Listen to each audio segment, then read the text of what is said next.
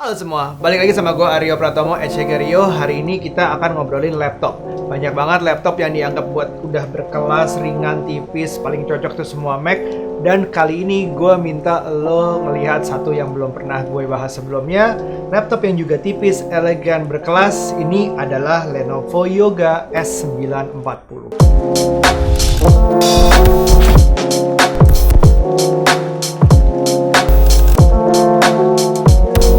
Jadi Lenovo, untuk yang belum tahu, seri Yoganya itu bukan lagi yang bisa kayak orang yoga di mana dia fleksibel buat muter-muter. Ini dibagi dua sekarang. Ada seri S dan seri C. S stands for slim, C stands for convertible. Artinya yang slim ini benar-benar tujuannya conventional laptop, layaknya kita menggunakan laptop seperti biasa, tapi kuatnya adalah di ringan dan tipisnya. Sedangkan yang C itu stands for convertible, dia masih bisa yang seperti yoga, yang tent, yang tablet, yang macam-macam tujuannya untuk bisa convertible-nya itu. Ini menangnya di slim dan light-nya tadi. Jadi kalau kita omongin ya, ini ringannya ringan banget, cuman 1,2 kilo, and that's very very light. Jadi kalau misalnya lo mau puter-puter, lo mau bawa-bawa kemana-mana, di tas punggung nggak sakit, lo mau lempar-lempar, nggak lempar-lempar, ini bisa banget. Jadi kedua, secara ukuran dia tipis banget. Bagian tertipisnya itu 1,2 cm. Ini like tipis banget.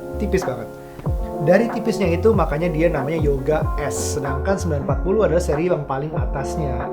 Kita ngomongin performance. Cuman sebelum kita ke performance, kita lari dulu ke layarnya. Layarnya ini, layarnya. Pertama sebelum gue ngomongin resolusinya, kita bisa lihat di sini frame-nya tuh tipis banget. Hampir nggak ada frame sebelah kiri kanannya, apalagi karena sebelah kiri kanannya layarnya tuh tumpah keluar. Layaknya suatu smartphone yang 2.5D screen, artinya sedikit curving di luar ini, memberikan kesan elegan dan bisa ya itu agak tipis banget dan tumpah keluar frame-nya. Kedua, layarnya di bagian atasnya dia masih bisa tipis tapi masih bisa ada kameranya. Jadi dia menggunakan yang namanya reversible notch. Jadi notch-nya itu ke atas. Jadi kalau notch-nya ke atas, dia masih ada kamera, inframerah, segala macam untuk Windows Hello yang nanti akan kita bahas. Jadi dia masih mendapatkan frame yang tipis di bagian kanan kirinya, di bagian atasnya, dan kamera di atas juga penting loh, karena kamera di bawah kita nggak mau double chin kan kalau lagi video call, you know what I mean. Jadi ini adalah layar yang benar-benar hampir borderless lah. Selain itu, resolusinya ini ada pilihan yang 4K. 4K itu enak banget buat nonton, dan juga kelebihannya adalah kalau lo bener-bener pengen banyak banget muat dalam satu screen, dia akan muat banyak banget karena pixelnya banyak banget. 4K screen dengan kualitas seperti ini, I think it's classy. Ini berguna banget menurut gue. Satu lagi dari layarnya, dia formatnya 16:9, dimana panjang dan memang lebih cocok untuk nonton film. Well, zaman sekarang mungkin semuanya akan ke arah sesuatu yang lebih lebar. Bahkan layar di belakang gue aja ini lebih dari 16:9 ya. Kita enak banget untuk dapat sesuatu yang lebih lebar, membagi layar, membagi windows itu kanan kiri, itu lebih nyaman semakin lebar layarnya. Masih ngomongin tentang desainnya. Kita kalau ngomongin udah bagian atasnya, sekarang kita mau ngomongin bagian bawahnya. Cara keyboardnya menurut gue jujur aja bukan yang terbaik yang ada di market sana, tapi it gets the job done. Biasanya pengorbanan laptop tipis itu adalah di keyboardnya. Itu akan memberikan ruang keyboard yang tipis banget, jadi travel distance-nya akan semakin pendek. Akibatnya nggak akan senyaman dengan keyboard mechanical, keyboard laptop yang lebih tebal lainnya. Tapi it gets the job done, dimana trackpad-nya juga besar banget dan semuanya cukup menyenangkan. Bahkan ada beberapa fitur keyboard yang nggak dibahas cara makainya gimana, kecuali lo baca manualnya. Contoh untuk performance, function key itu untuk yang lebih silent, function key lagi untuk lebih powerful atau performance wise, atau satu lagi yang auto. Itu ada beberapa keyboard shortcut yang harus dipelajarin kalau baca manualnya. Dan sekarang ya baca manual. Oke, kita masih ngobrolin bagian bawahnya. Fan ada di belakang sini. Fan di belakang sini adalah plus minus kalau misalnya kita ngobrolin, kita laptopannya sambil ngetik di paha, bagian belakang kanan itu bisa terasa sedikit lebih hangat. Oleh karena itu makanya mungkin mereka ini nggak disarankan untuk terlalu lama ada di paha juga. Terus juga bagusnya kalau kita menggunakan laptop stand seperti yang di belakang gue, anginnya itu fan-nya bukan keluar lewat sini aja, tapi juga lewat belakang. Artinya kalau diberdirikan dia masih bisa angin sirkulasi udara lebih baik. Itu sedikit ya, nggak nggak semua orang menggunakan seperti itu, tapi untuk gue itu berguna banget. Selain itu di port sportsnya sebelah kanan ini ada 2 USB-C Thunderbolt, artinya cepet banget. Thunderbolt itu selain untuk transfer data, kita juga bisa koneksi ke monitor yang Thunderbolt juga, yang artinya dia pun di monitor tersebut udah ada port-portnya juga. Ada USB misalnya, ada USB-C lagi, ada 3.5 jack, itu tuh semua tuh ditransfer lewat USB-C Thunderbolt, itu nggak ada masalah. Di sebelah kiri ada USB-C untuk charging dan untuk yang lebih pelan transfer datanya, dan masih ada 3.5 audio jack. Kalau lo beli ini, lo akan mendapatkan adapter yang isinya adalah HDMI, VGA out, dan USB yang misalnya masih membutuhkan hal-hal seperti itu. Dia comes right the box. Sayangnya warnanya kenapa putih ya? Kenapa nggak disamain ya? Kalau kita ngomongin speaker cukup ada aja, cukup oke. Ada 2 menghadap ke atas, ada 2 menghadap ke bawah di sampingnya sini.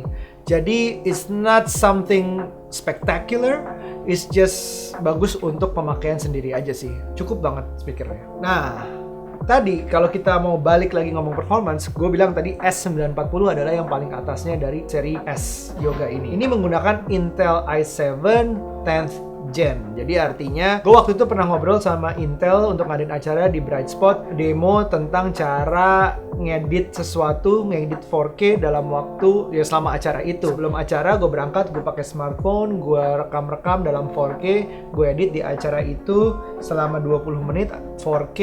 Itu bisa banget pakai 10th Gen ini. It works fine. Jadi kalau misalnya lo content creator yang butuh editing simple, brilliant, ini udah nyaman banget. Tapi kalau lo mau to the next level, misalnya for 8K atau color grading atau misalnya 10-bit warnanya itu segala macam, mungkin akan sedikit challenging. Tapi kebanyakan pengguna dari misalnya kalau kita ngomongin laptop tipis, siapa sih yang nyari performance segitunya? Performance-nya untuk laptop ukuran segini udah luar biasa. Misalnya lo ngomongin untuk office, browsing, chatting, social media, kebanyakan akan bekerja di atas rata-rata. Intel i7 10th Gen ini udah bagus banget. Nah, untuk gaming, gue sebenarnya bukan gamers dan gue masih mencoba untuk bukan menjadi gamers ya, mencoba beberapa laptop untuk dijadikan laptop untuk gaming, tapi ini kebanyakan target marketnya pembelinya gue yakin nggak akan ngutamain ini untuk gaming. Right? Sebelum kita wrap up, yang harus diperhatikan di sini adalah ini belum touchscreen dan belum ada pennya, artinya tidak ada stylusnya untuk lo nulis-nulis, dan dia tidak touchscreen, dan itu mungkin sesuatu yang kalau ditambahkan player 4K akan sedikit lebih mahal lagi. Dan yang kedua, dia tidak convertible, tidak bisa dilipat, ini seri S nggak akan ada yang convertible. Dibanding kalau mau cari yang convertible, pergi ke seri C. Tapi yang harus dipertimbangkan untuk sisi positifnya juga adalah selain ini laptopnya ringan, chargernya juga kecil banget. Ini chargernya juga ringan banget. Charger 65 watt, ini bisa nge-charge 80% dalam waktu 1 jam. Ini kecil banget. Ini salah satu yang terkecil 65 watt yang pernah gue lihat. Jadi kalau laptop tambah adapter tambah charger masuk ke tas, ini masih ringan banget semuanya.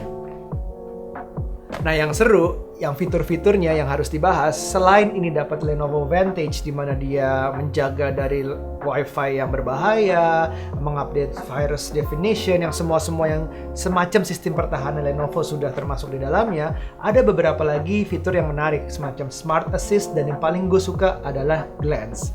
Demonya kira-kira seperti ini nih, seru. Oke, di depan gue ini udah ada monitor eksternal, jadi dicolokin cuman lewat USB-C, sangat simple, tidak butuh power lain.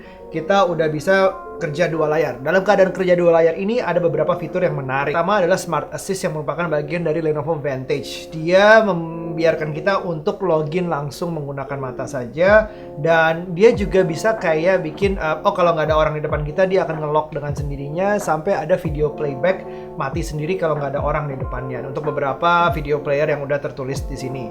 Ini ada tulisannya kalau ke device Smart Assist-nya dalam Lenovo Vantage, dia ada Zero Touch Login, Zero Touch Lock, dan yang terakhir ada Intelligent Media. Jadi yang mainin media itu secara otomatis kita ada di depan mata lagi ngelihat apa enggak. Dan yang kedua yang lebih menarik lagi adalah yang namanya Glance. Glance ini adalah benar-benar menggunakan AI dan infrared yang ada di sebelah kameranya ini untuk melihat mata kita lagi kemana. Mata, bukan muka doang, mata kita lagi kemana.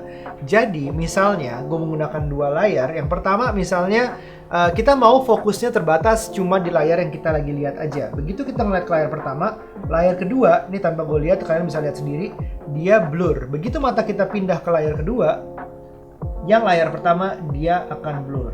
Lumayan, berguna sekali. Dan yang kedua, misalnya kita mau memindahkan window tanpa geser-geser persisnya di mana. Kita bisa demonstrasikan dengan window yang utama ini, kita klik matanya lihat ke sini dan lihat ke layar kedua. Pindah dengan mata saja. Termasuk mouse-nya, pointersnya. Pointer sekarang ada di layar kedua. Kita pindah matanya ke layar pertama. Pointersnya pindah ke layar pertama. Cuman dengan mata. Kece nggak? Dan yang terakhir, proteksinya juga keren banget. Nih, lucu deh. Jody, coba gue panggil ke sini. Jod, kita tes. Kalau ada orang di belakang kita yang tiba-tiba mau ngebaca apa yang kita lakuin, dia akan ngasih tahu. Di sini logonya akan terlihat ada orang di belakang. Mau digelapin, mau di-blur, atau mau diapain, keputusannya kembali ke kita. Atau kita mau tegur sekalian. Ngapain lo? Asik kan glance itu kan? Bener-bener laptop ini selain pertama slim dan light, bener-bener untuk orang yang mobile, profesional. Bahkan kalau misalnya lo lagi di rumah aja pun pindah-pindah ke ruangan juga ini nggak ada capeknya sama sekali. Menurut gue untuk kegiatan-kegiatan yang kebanyakan orang lakukan, ini performanya lebih dari cukup. Dan fitur-fiturnya itu menurut gue memudahkan sekali. Dari glance, smart assist, Lenovo Vantage, semuanya itu bagi gue sesuai dengan tujuannya dan target marketnya. Dan jangan lupa kalau kalian beli ini pertama adalah sudah termasuk Microsoft Office yang worth-nya sekitar hampir 1,8 juta. That's already pre-installed. Dan kedua, ini juga termasuk accidental guarantee. Jadi kalau misalnya nggak sengaja menjatuhkan amit-amit atau kecelakaan lainnya, itu akan termasuk garansi 2 tahun. Dan yang terakhir, kalau kalian beli ini di blibli.com atau produk Lenovo lainnya, pertama gift-nya itu dari Blibli sendiri, yang kedua dari Grab kalau kalian pakai voucher code dari gue, Shegario X Lenovo atau Shegario X Legion. Banyak banget benefitnya dan gue pikir sih it's something worth to think about. Oke, gimana? Jangan lupa komentar di bawah, bagikan kalau berguna. Sampai ketemu di berikutnya. Bye now, stay healthy and stay safe. Be nice.